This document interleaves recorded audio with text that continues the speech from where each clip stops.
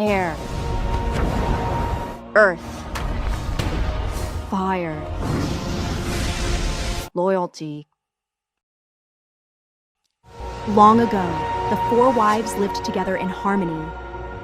Then, everything changed when the Phoenix wife demanded more. Only the patriarch, husband to all 4 elements, could play fair. But when the OG wives needed him most, he vanished. 18 seasons passed, and we have discovered the new star, an airbender named Christine. And although her cooking spinoff is just okay, she has a lot to live up to before she's ready to save anything. But I believe Christine can save this show.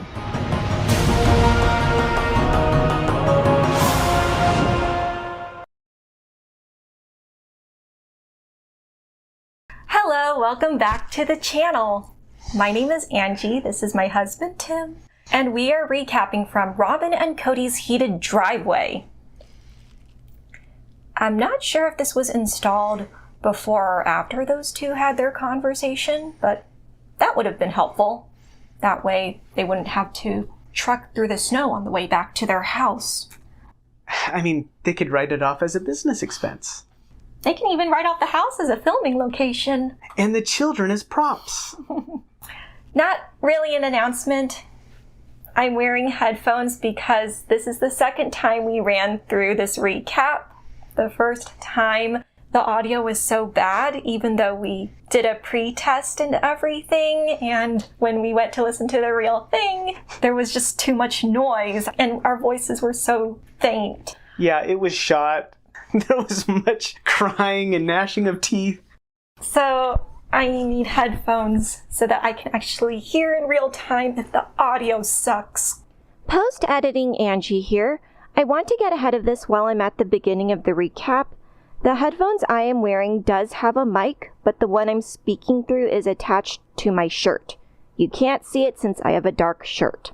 Sorry, I know someone is going to point out that I'm wearing my headphones backwards, but that's because I don't want my headphone mic in my face.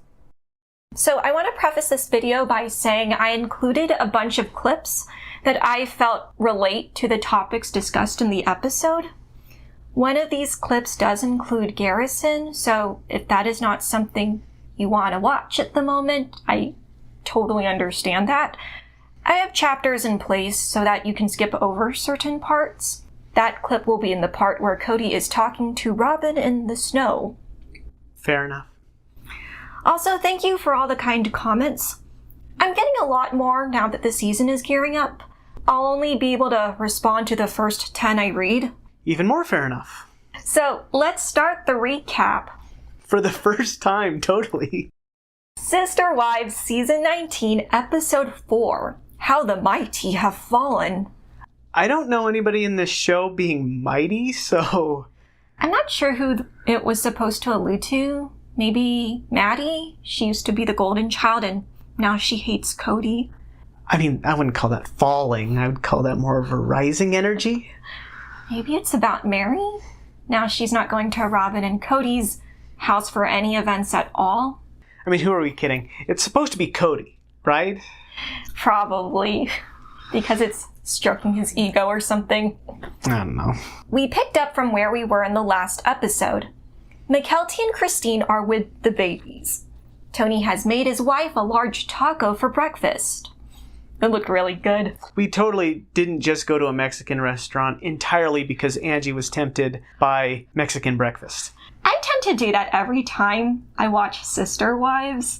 When they display a unique food, such as candy apples or s'mores, I think to myself, let's go to Walmart and get one right now. You were obsessed with s'mores for about a month, and also you wanted to eat the caramel apples despite the fact that you hate caramel because it gets in between your teeth. And I hate apples. They're too hard. This show has a grip on her. Anyways, Mykelti mentions that her walk-in closet is a temporary guest room for Robyn, who has been sleeping on a mattress pad in there. Robyn says that the decision to sleep there was because it was convenient. The room was next to the master bedroom, making it easier for Robyn to watch the babies, whilst having quick access to Mykelti in case they became hungry. I mean, yeah. She doesn't want to have to go up and down the stairs. Plus, that might be loud if Mykelti is sleeping or something. Mm-hmm. Janelle relates to the concept of extended childcare because she got it through Christine. She commends her sister wife for being the one to look after Logan. Mykelti tells a story of how Avalon became jealous due to her new brothers. Christine empathizes with the almost 2-year-old, saying that the grandmothers will have to make up for Avalon's lack of attention. Yeah, it's hard enough when there is a new baby being born, but 2 babies born? That means both of your parents are busy. Also, up until this point in your life, you've had 2 people paying attention to you 24/7. Now you have 0 people paying attention to you 24/7. Mykelti informs us of how the holidays will go. Robyn will stay until the week of Thanksgiving so she can spend it with Kody and her kids back home. This is a good call due to Mykelti being the one to host Thanksgiving this year, which will mean Christine will be around a lot. Mykelti is about to tell a hospital story, and then we see Robyn enter the premises. The 4th wife hopes that the amiable conversation between her and Christine will lay the foundation for a future friendship. Christine is not keen on that since she is still on bad terms with her ex-sister wife. She's been on bad terms with Robyn since... She came into the family? I mean, probably before that even. I don't think Christine ever really tried to be Robyn's friend. I think she did. It was after Meri was catfished, and during Mykelti's wedding prep, they went to go get cookies together for the bridal shower, and that's when I think Christine and Robyn had some sort of heart-to-heart confessional, and Christine said, "I'm sorry, I know I wasn't the nicest to you," and then Robyn hugged her. Yeah, but one conversation isn't a relationship made, though. Okay, the Christine stands are going to come for you, Tim. I hope you're ready. Oh, you guys don't want to know my opinions at the moment.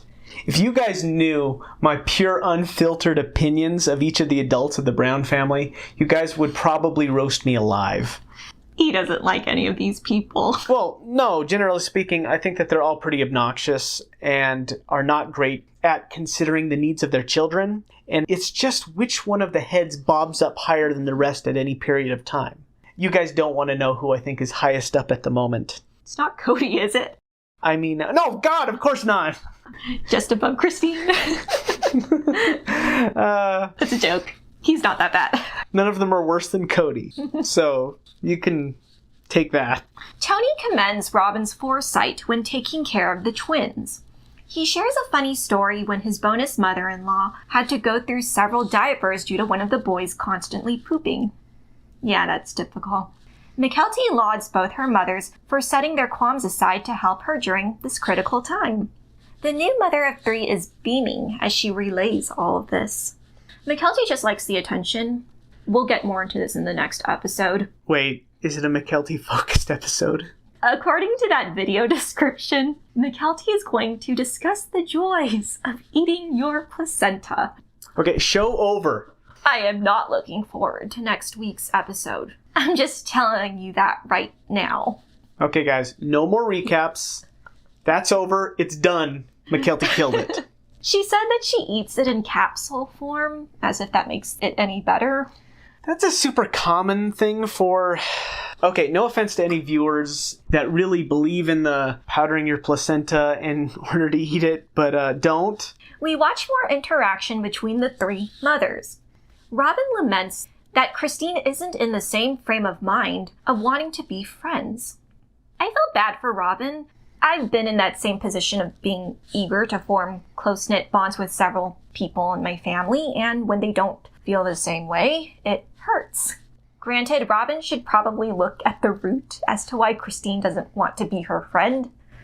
Robyn doesn't have a good track record of being genuine. She claims to want friendships, but puts no effort into reaching out. So, work on yourself, Robyn, and then try again. Or just make different friends.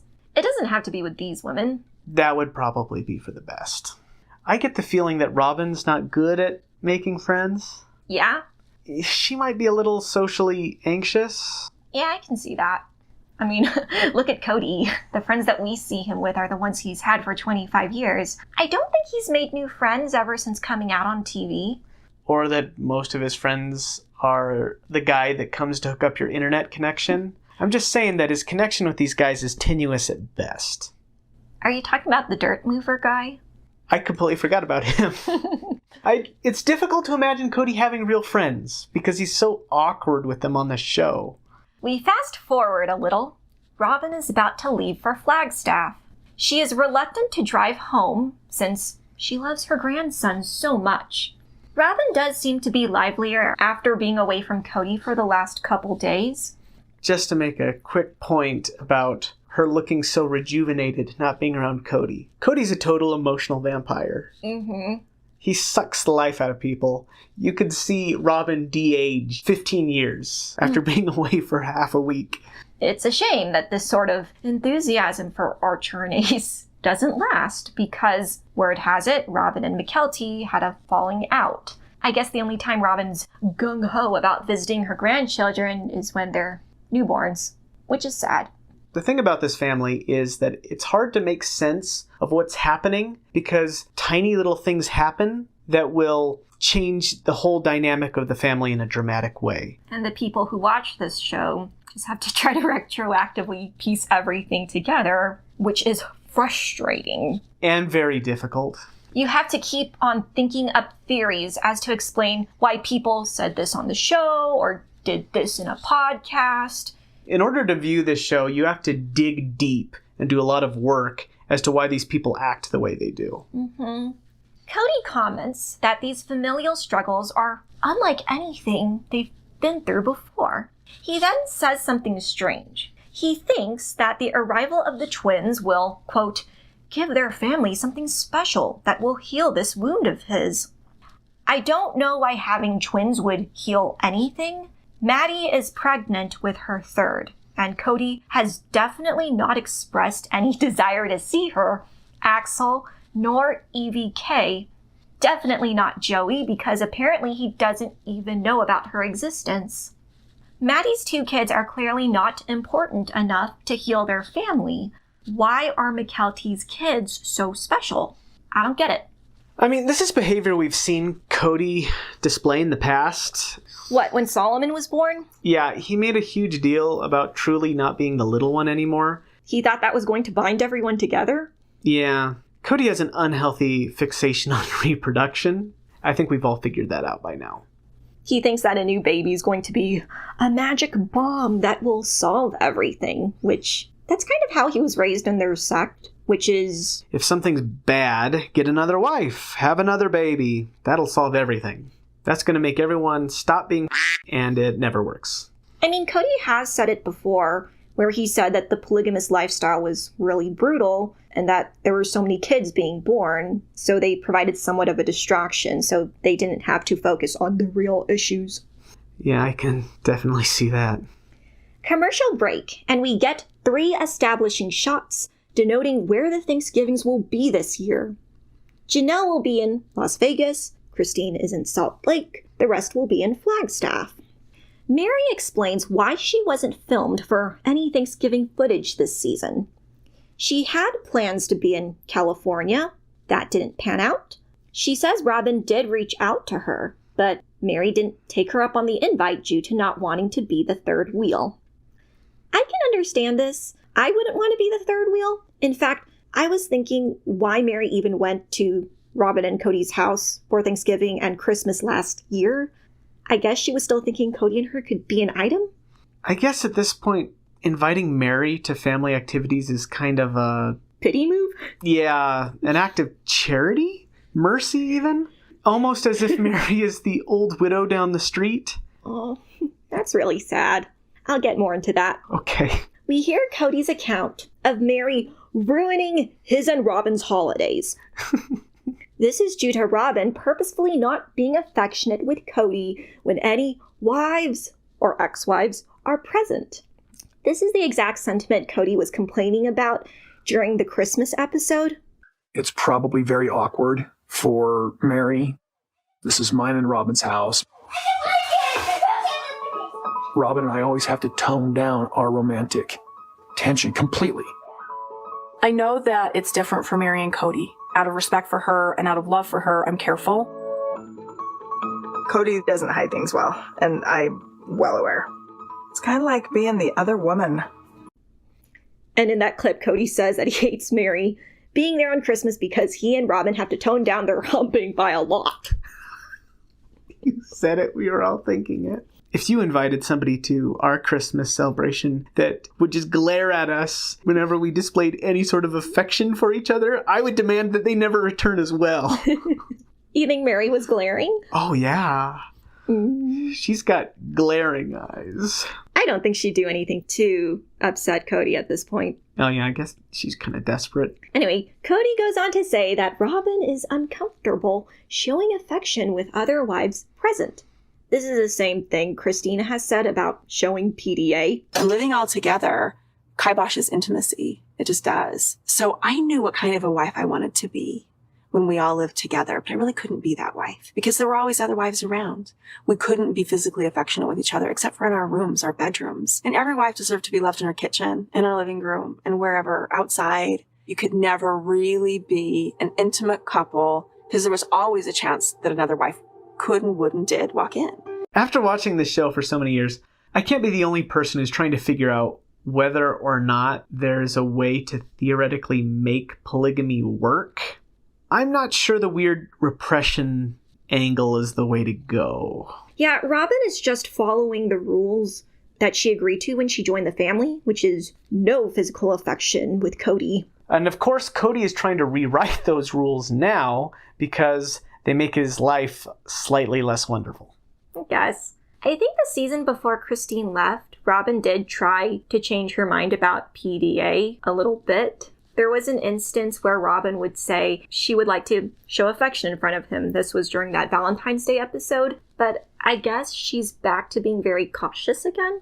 I think that she behaves depending on how well she thinks everyone else is doing in the family. But Christine was not doing well back then either. Oh, I guess never mind.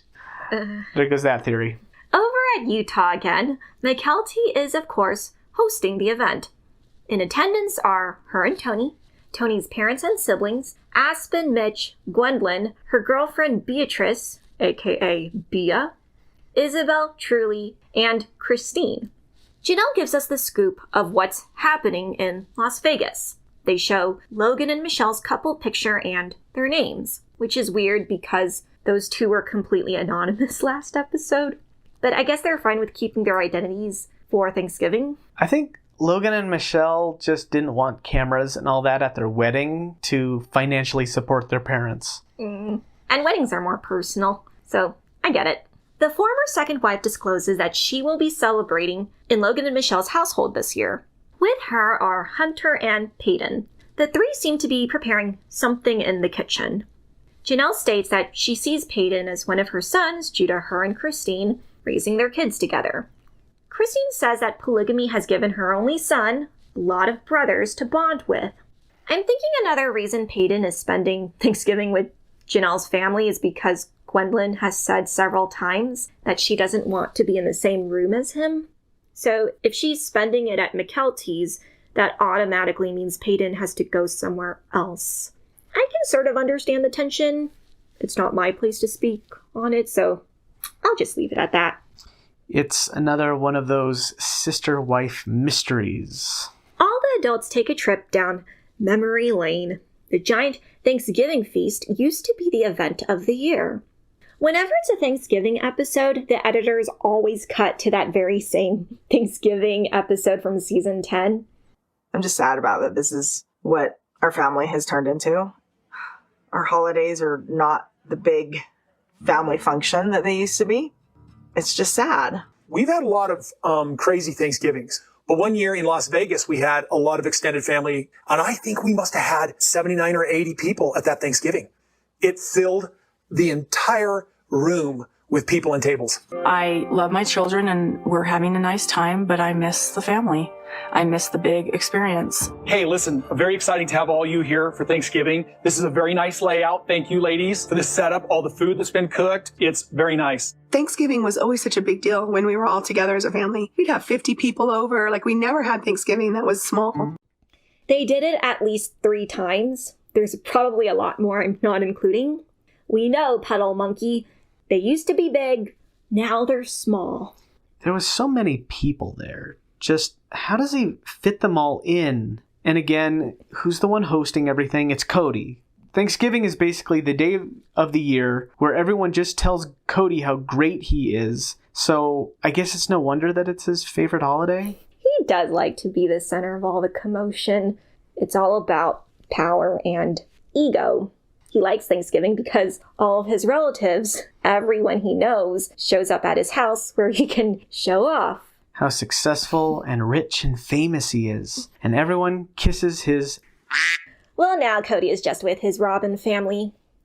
Despite the downsizing, Kody is pleased to just be surrounded by only those who love and respect him. He describes these people as safe. This is again the same thing Kody said last year. I'm at peace. I'm in a very peaceful mood. I'm surrounded by people who are not offended by me right now.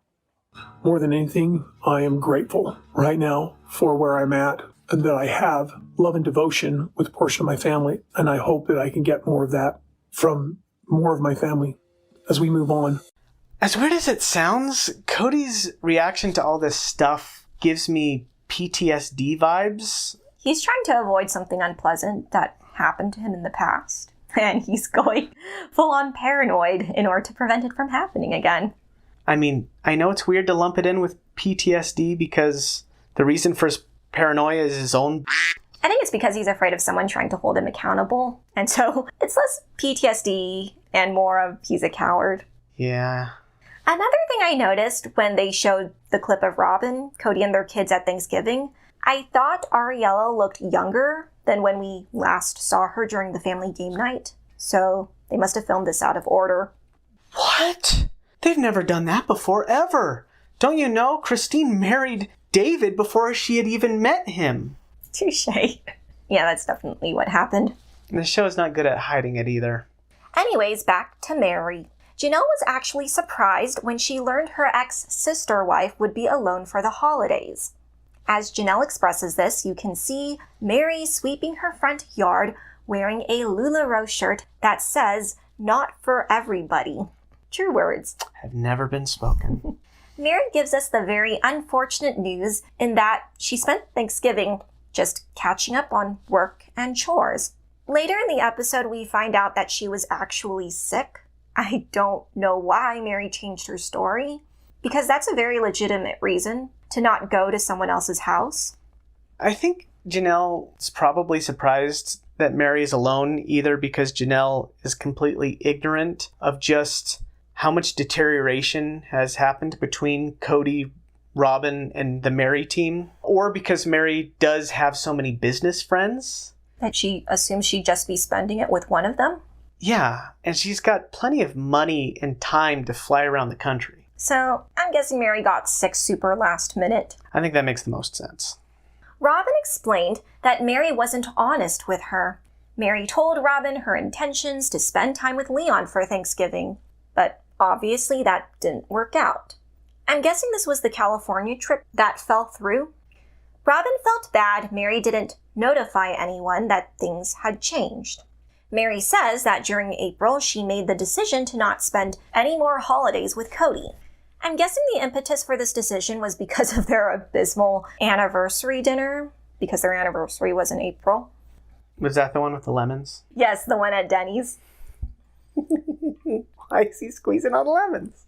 Or because Robyn and Kody ignored Meri during Easter. This year for Easter, it was just a regular Sunday for me. I just stayed home, and Kody and Robyn didn't invite me over for anything. I wasn't going to invite myself over, and I was happy just being at my house, doing my thing.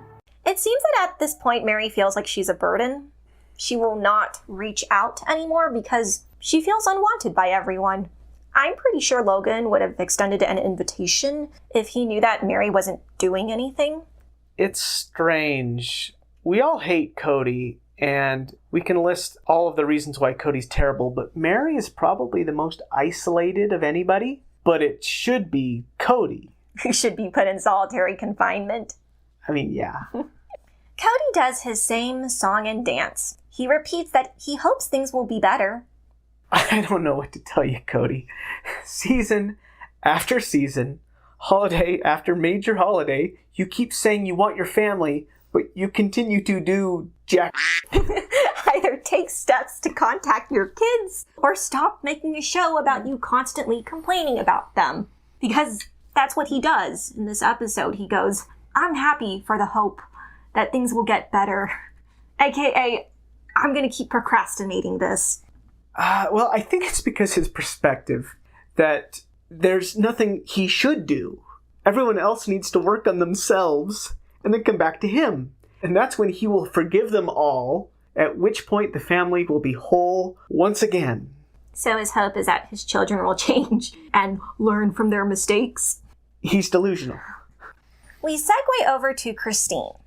I didn't take that many notes on her since, spoiler alert, we already know she's married to David. She folds some laundry as she details her first date with him. Or she pretends to fold laundry. I was unconvinced.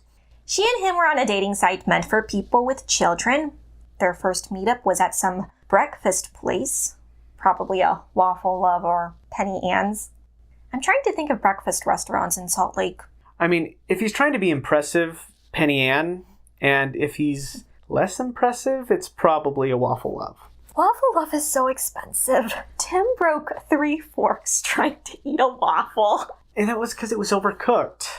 Anyway, they had instant chemistry and talked non-stop the entire date. Christine emphasizes how much of a man David is, unlike her man-child of an ex. During that date, Christine told him that she only had 6 kids instead of 13. This was in response to him saying he has 8 kids. I'm guessing she reduced the number because she doesn't want to scare him off. Maybe. David revealed during their second date that he already knew who she was. So he probably knew she had other bonus children. I got the impression that Christine was a little embarrassed when he had a higher number of kids than her, and then she got competitive about that. But then she could have just said she had 13. She would have easily won. Yes, I know. It's just the impression I got, that she got really competitive over it for some reason. We get a short clip of Janelle telling us that she has no intentions of dating. More specifically, she has no intentions of dating Kody again. Why would anyone make that mistake again? She doesn't want to be on that, as dubbed by Robyn, that roller coaster ride anymore since Kody is such a complicated person. He's a high-maintenance pain in the... She belabors the point that she loves being independent and almost certainly will not reconcile with her ex.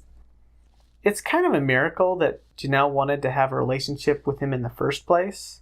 Apparently he was the best man in the polygamist circle that she knew, and the polygamous circle must have been this big. I don't want to see the bugs underneath that rock. The rest of this recap is dedicated to Kody and Robyn's conversation. We get a black screen with white text saying these two had a heated discussion. Before tensions could escalate, Kody went out for a drive. We are now watching the aftermath of that argument. They had a heated discussion on the heated driveway. Again, I don't know if it was there yet. I don't know, just a dumb joke. Kody returns from his drive. Robyn comes out to meet him, all mic'd up, bundled up in her best purple winter gloves and beanie. She was walking weird, too. Yeah. I just noticed that. If I'm giving these two any credit, the topic of this conversation was probably based on an earlier exchange. Yeah. Because anytime Robyn wants to film something outside in the cold, we know the conversation at hand was not spontaneous. Because no one wants to stand in the snow, freezing their butts off, talking about familial issues. Unless it's dirtier inside the house and she's contractually obligated to have a conversation with Kody. Because she doesn't want to make the nanny clean it up. What does the nanny do? Anyway, sorry for that tangent. Kody takes off the dialogue saying his divorces have made him very reactionary. His go-to reaction was to point his finger at other wives and children. He mimics one of these children, saying, "Dad, you were never at Mom's house." Kody's response is to say, "I'm a polygamist man. Deal with it." He didn't say that. This guy.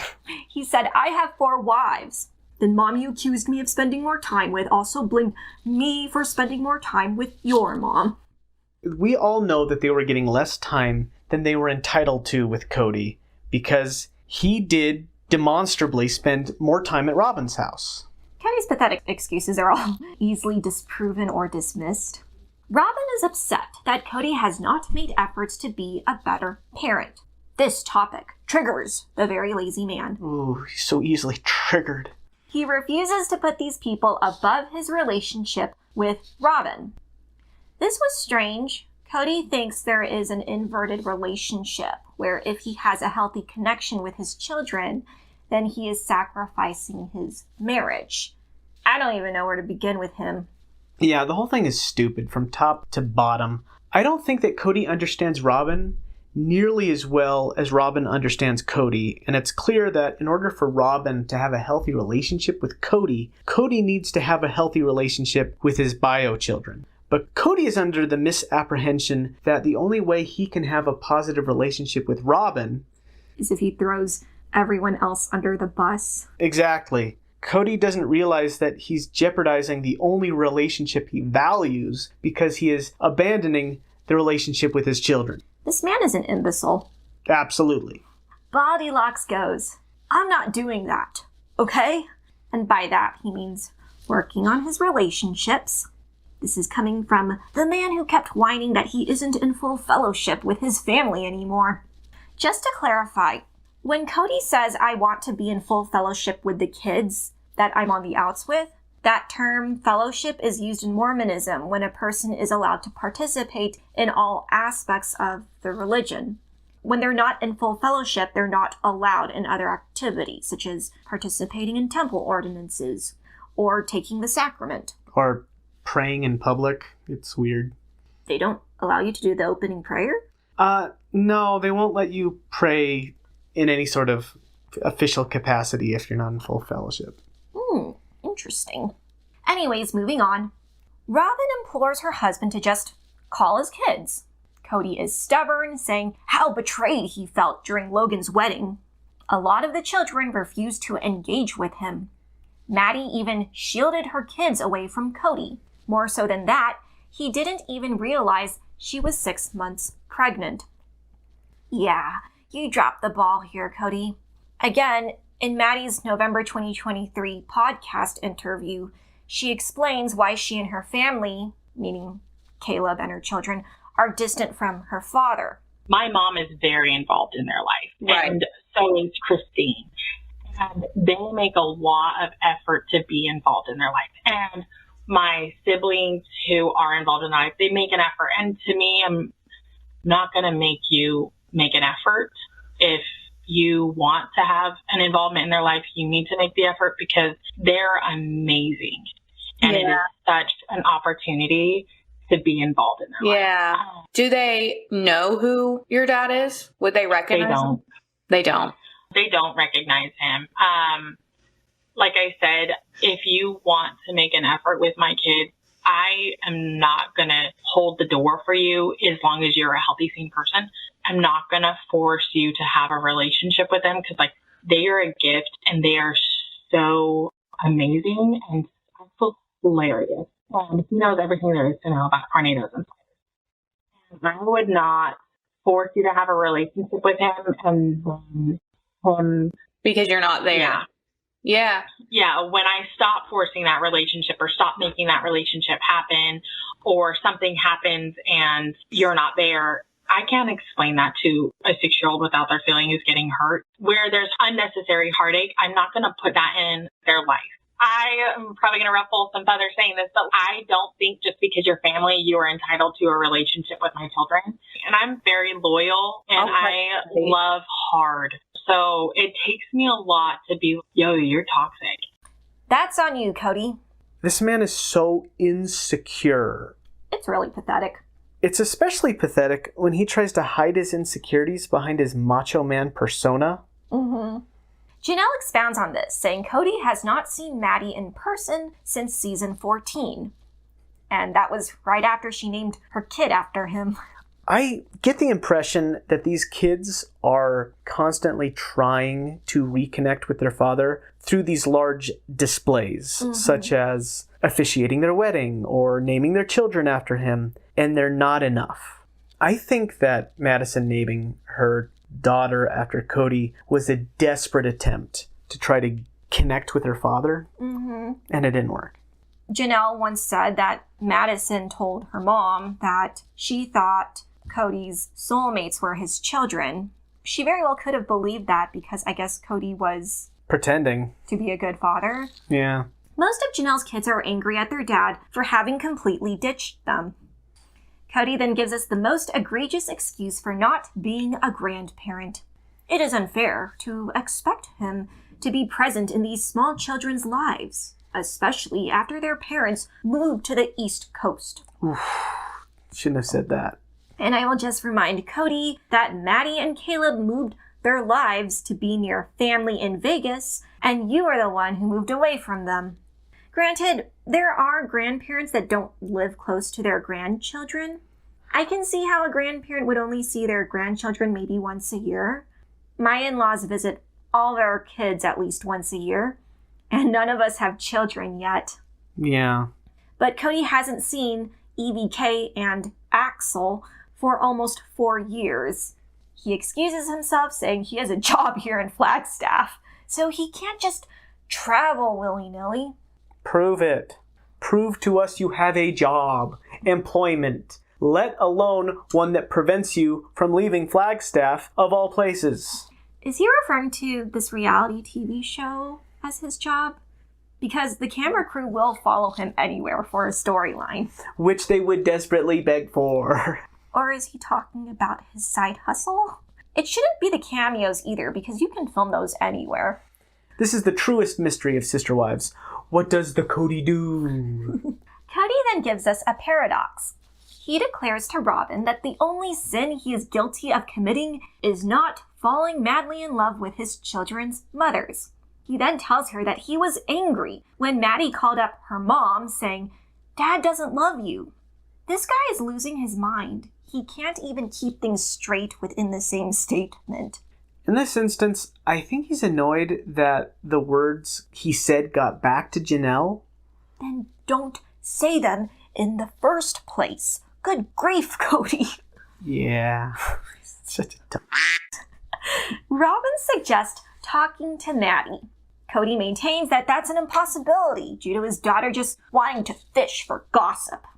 This is a contradiction, as we said 2 episodes ago, where he keeps saying Maddie cut him off, whilst at the same time maintaining Maddie does talk to him, but he's offended by what she brings up. Also, Kody, Maddie is not gossiping, because the things she tells Janelle is stuff you said verbatim on international television. Well, Madison actually called Janelle, saying Dad said he didn't love you. But are you admitting that you were guilty of not loving them enough to help the relationship? No. Were you withdrawing their love? No. I was guilty of not being in love with them. It was the guilt from the beginning. No, because that's all my fault for marrying a woman I didn't love. They're trash talking me because I'm guilty. Actually, yes, I am, of not loving them. Well, I fell in love with Robyn. I never fell in love with anybody else. I was just choosing to be in that covenant of love with them. I am only guilty of not falling madly in love with their mothers. What are you complaining about? I just loved her and I didn't love your mother, okay? So there's the guilt. The guilt lies there. They think I did something? Yes. What would they think I did? Didn't love their mother? I never said that I didn't love Janelle. On the contrary, I actually said that I loved Janelle. This is some rumor that was created in the family that just sowed division. Our family was killed by gossip. Also, Kody, this might be mind-blowing, but you telling everybody that Maddie is a huge gossip is technically gossip. But such introspection is beyond Kody. Janelle defends Maddie, saying Kody is more of a trash talker than anyone in this family. She reiterates the time he would confide in Janelle how much he never loved Meri nor Christine. Robyn is begging Kody to do something, anything with his kids. Kody gives a half response, saying he will do just that for the kids that choose to involve him. He says, "I will work, reach out to, and love those children who allow me to love them." He repeats the notion that these relationships will heal by themselves, given enough time and neglect. Neglect. It's laughter, time, and neglect. That's what heals. We hear a vulnerable statement from Robyn. Her biological father, quote, did not do what he was supposed to do as far as a dad is concerned. Kody does not relate to this revelation, saying, but I'm not being like him. That guy's got a buzz cut. I'm not like him at all. I'm cool. When Robyn was a small child, her parents divorced. She did not see her biological father for many years. When she finally made contact with him, she asked, why was he an absentee father all her life? All he could muster up were lame excuses. She is desperately trying to not have Kody become him. I relate to how Robyn feels. I mentioned this before in a previous rewatch. I don't have a relationship with my biological father. He has not contacted me in a long time. He did not attend any of my major life events. He did not go to my wedding, but he did attend my siblings' wedding, and theirs was during COVID. I relate to the Brown children because I have a father who is also emotionally lazy. At this point, I've completely written him off, but I don't think Kody's kids did that to him. And the boys were asking if you thought you would come over, and I said I wasn't optimistic. No, I'm not coming over. I have a house. I have a place where we would have Christmas. I did nothing to Gabriel and Garrison but try to make them accountable. I was talking about I could have my house as common ground and everyone could come and have peace there, but I don't think that's going to happen. Oh, you mean did you say that to Dad? I was thinking about it. I mentioned it to Dad a while ago, but it was no. So. Absolutely. I have a house. They can come to my house. I got real loyalty here at my home. You guys can come over here. In these clips, Janelle is saying that her sons wanted him to come over during Christmas. And in another scene, Garrison was saying he wanted his father to see the new house he bought and make peace/have common ground there. And Kody said, nope, I have a house. You move your butt here. I have real loyalty in my house.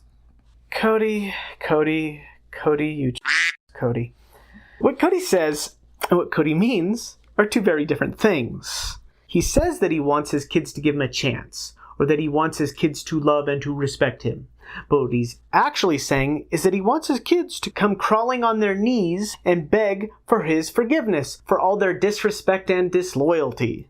Yeah, he wants a pound of flesh from them. Yes, despite the fact that he is the reason that everything has gone to crap. He needs to admit to himself that he's the reason that everything has fallen apart. But he's not capable of doing that, so I don't think he's gonna. And I don't think he ever will. And that's the reason why time isn't going to heal these wounds, because time doesn't heal wounds. It's the growth that we experience during that time that heals the wounds. He's very anti-growth. The very lazy man recounts attempts when he reached out to his children. He texted them a message and they responded that he was trash. Robyn pleads with her husband to just be stubborn with them. With enough persistence, he can force himself into their lives again. Kody does not agree with this approach. He doesn't want to form relationships with people who are crappy to him. And again, crappy to him means holding him accountable. I don't think any of these people responded to Kody's text message with, "You're trash, LOL." They probably said, "Hey, Dad, I'm really hurt by things that happened in the past, and I really want to discuss these things." To which Kody responds, "That's contempt. I'm not having that. Why do you keep calling me trash? Blocked." So I will say, Robyn has a point to her strategy. Kody can still go over to their houses. He was explicitly invited, as we saw in that previous clip. Robyn suggests that Kody call, email, text, book a flight, show up unannounced at their homes, maybe even camp out in their front yard. Kody informs Robyn that, during the wedding, he tried to converse with Maddie, Gabriel, and Hunter. I'm pretty sure that Kody also said Garrison during that clip, but it was cut out for sensitivity reasons. He continues his maniacal rant, blaming his children for tearing the family apart. He doesn't know how, when, or whether he should fix this. He mimics them again. "We want to sit down with you, Dad, and blame you for everything."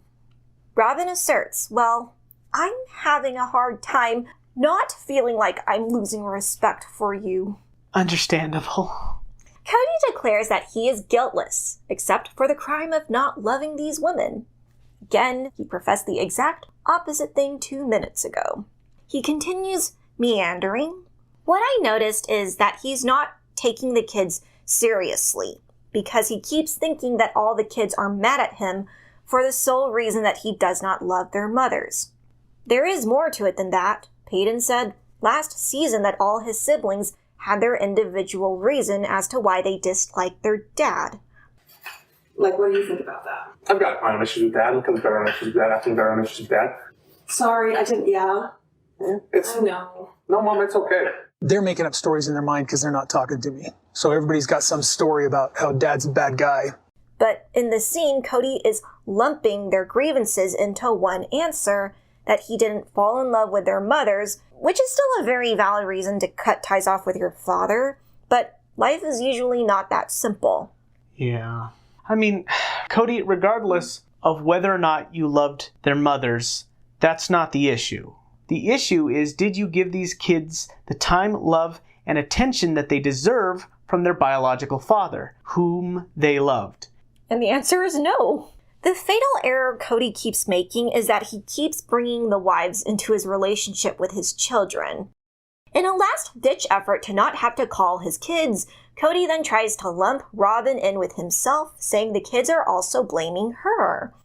He's clearly trying to get Robyn to not pressure him anymore, so he is telling her that she's also a victim of the gossip. That may very well be true.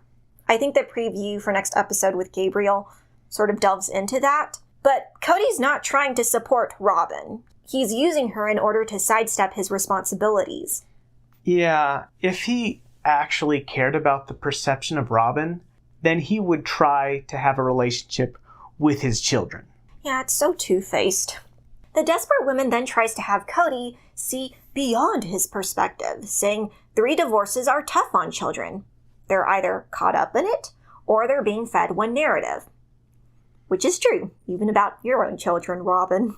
But to her point, she expresses that despite all of their rejections, they still long for their father to love them. Kody is more obstinate than ever. He verbalizes another egregious sentiment. Quote, if they're being fed wrong information, then they can be mad at their mothers 10 years from now when they want a relationship.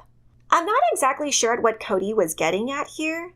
It seems to me that he just wants it all to burn. He's more than happy to have his kids hate their moms for his own benefit because... he's just full of spite. Yeah. Robyn repeats that these kids need Kody to reach out to them.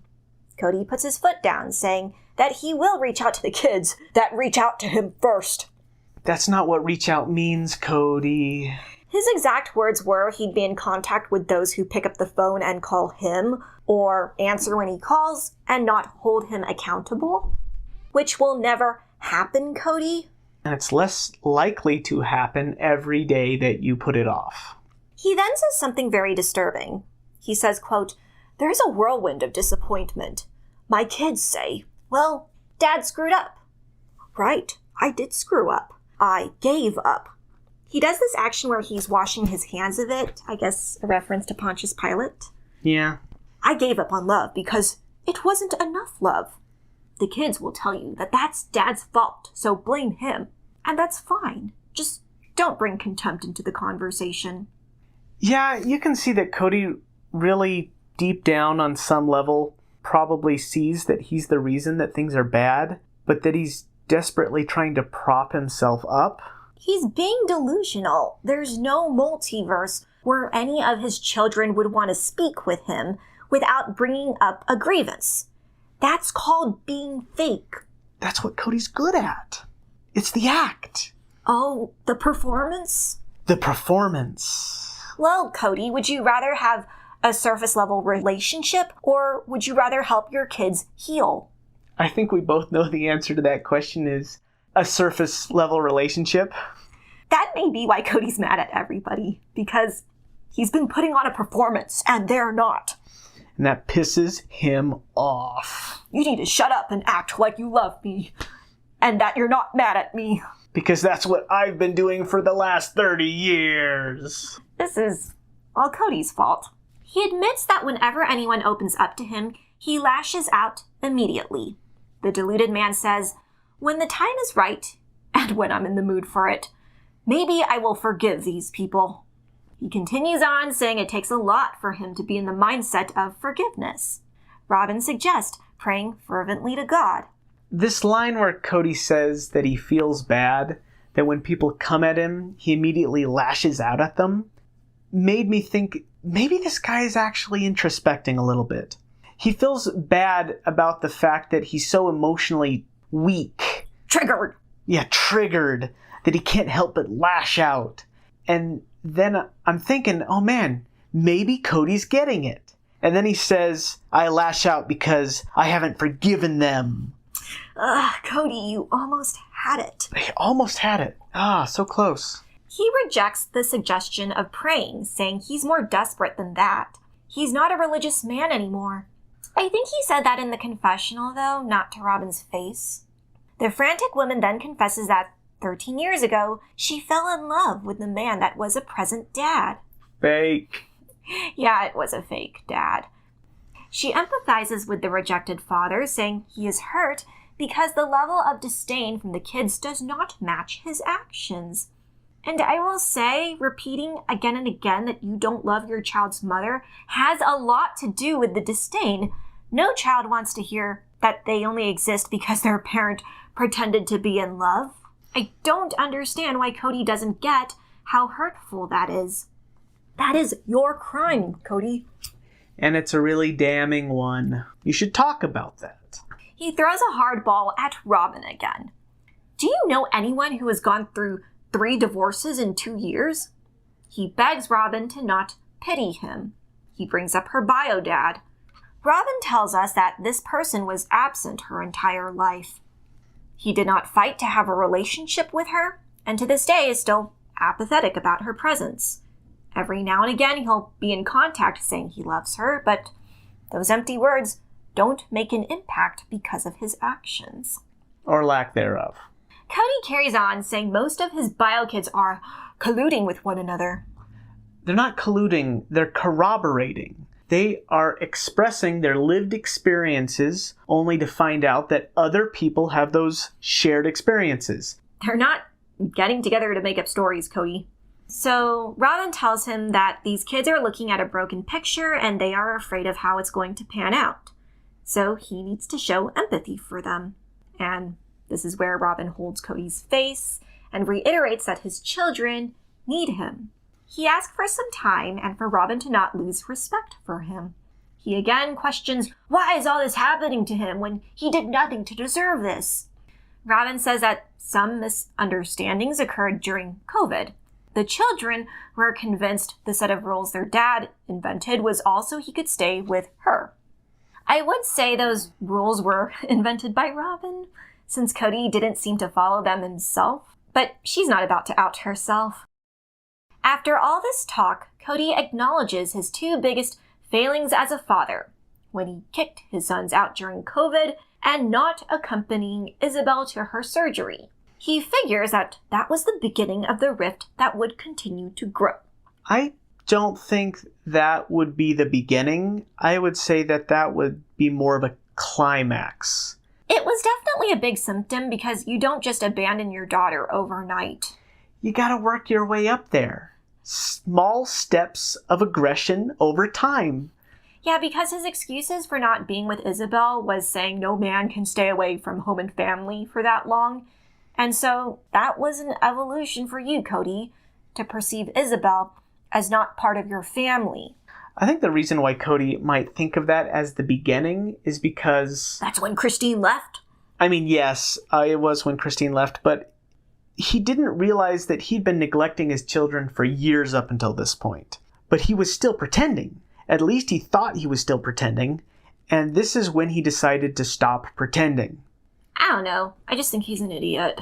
I mean, yes. Yes, obviously. Robyn does think being a polygamist father is tough because of time constraints. Throughout this conversation, she does seem very desperate and anxious for some kind of healing to occur. When I first watched this, I thought she was being disingenuous because she keeps telling Kody to reach out to his kids.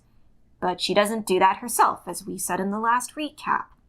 I thought she was placating Kody, saying maybe the kids are just gullible and take their mother's side blindly. And this is when you suggested that she was trying not to accuse him of anything because she was speaking Kody in this discussion. Yeah, I was impressed with the way that Robyn handled Kody. Robyn likes to say that she can speak Kody, like you did in the cartoon. I've noticed that you two need help communicating. Good thing I speak Kody. And part of that is Robyn is trying to be a negotiator in this instance. And I think she really does understand the mind of Kody better than anyone else. We've seen, Gabe try to be a negotiator? Yeah, it was during the Teflon Queen episode. We've seen him try to do the same thing, but he was completely unsuccessful at it because Gabe didn't let Kody think that it was Kody's idea. Exactly. Robyn knows full well that Kody is self-absorbed and that he needs to think that he's the one to make things happen. And one of the difficult things about negotiating anything is getting people to come to the table. And the thing about Kody is that he never wants to come to the table because he's so easily offended. So, in order to keep Kody at the table, to have the discussion, to suggest that Kody stop being an asshole, you have to lull him into a sense of security. You have to say that the kids are just being naive and everyone sides with their mother. Or something like that. A big part of speaking Kody is what Robyn chooses to emphasize. She will offhandedly say something like, oh, the kids are just being told bad information. And then she'll grab his face and say, you need to be better with these kids. What is she actually driving to? And again, Kody is a big baby. He's a child. He will get up and leave the table if you so much as even suggest that it's because it's his fault. It is his fault. And so Robyn, to me, was impressive in the way that she was getting Kody to make concessions. Yeah, I can see that. If she was super aggressive about his failings as a father, he would probably be walking out on her. I mean, that was what the black screen said. They had a heated discussion and then he took off and drove for like 20 minutes and came back. The genius move was when she told him what she needed from him, and she didn't let the conversation end until Kody repeated it back. Instead of saying, can you try with these kids? And then Kody saying, yeah, she stopped him and said, I need you to say, I will be better with these kids. The even bigger thing is when she said, I'm losing respect for you. That's an extremely aggressive thing for Robyn to say. She didn't even go that far. She said, I'm losing respect for you a little. I mean, even that is extremely aggressive for Kody. And Kody, you have to treat him like you're trying to negotiate with a dictator from a third world country who jumps at every sound and every light that flashes. You gotta lull him into a sense of security because he is such a pansy. The fact that Robyn knows Kody on this deep of a level and still puts up with him, and dare I say, still loves him, despite that, is a little bit confusing and even unfathomable why she still stays with him. I mean, I think there's a word for it. It's called loyalty. I think the word you're looking for is money. Okay, maybe loyalty and money. They end the conversation with Kody continuing to procrastinate mending his relationships. He argues that his angry outlook has harmed his and Robyn's relationship more so than with his kids. I'm thinking, no, your kids were the ones that suffered the most. Yeah, also, if you notice, Robyn doesn't even react to that statement. She just glosses completely over it. Again, that's speaking Kody. The episode ends with, what else? Kody absolving culpability, saying parent-child relationships stop being one-sided once the kid is an adult. So, he will not reach out to his kids. He will not camp out on said child's doorstep to prove his love. And we all saw how that turned out. Yep. This was probably the most frustrating Sister Wives episode I've ever watched. This episode clearly shows just how fractured Kody's brain has gotten, with all the back and forth about loving their mothers, or just a bunch of accusations that don't hold any water. It's watching a broken man. Maybe that's why they call it How the Mighty Have Fallen. He's just so pathetic.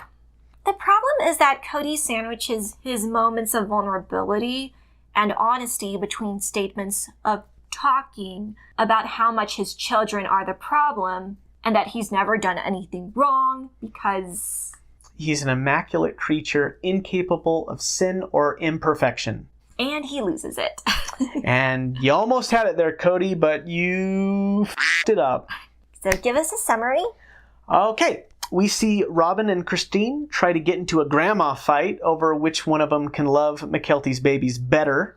We see 3 different Thanksgivings, showing us very clearly how Janelle is practical. Her Thanksgiving is just them sitting around the island of her kitchen. Christine having a large group of relatives. And Kody in his castle with extremely fancy tableware.